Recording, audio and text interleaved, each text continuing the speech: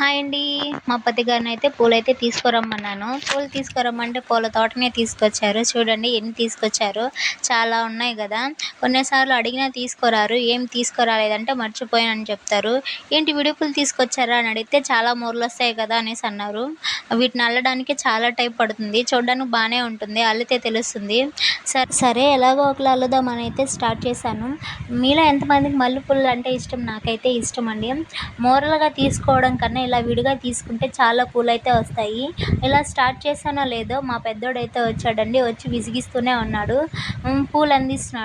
పూలందిస్తున్నానని భ్రమపడకండి. ఒకటి ఇస్తున్నాడు, ఒకటి తుంచేస్తున్నాడు. చూడండి ఎలా తుంచేస్తున్నాడో. ఎలాగో ఒకలా అయితే ఫినిష్ అయితే చేశాను అల్లడం. చివరికి ఇలా అయితే వచ్చాయి. వీటికైతే చివరన థ్రెడ్ ఉంటది కదా! దాంతో అయితే ఇలా ముడివేసేసాను. చిన్నపిల్లలుంటే ఇంతేనబ్బా! ఏదో ఒకటి అల్లరి చేస్తూనే ఉంటారు. అయితే నేను చివరికి పూలైతే సక్సెస్‌ఫుల్‌గా అయితే అల్లేసాను.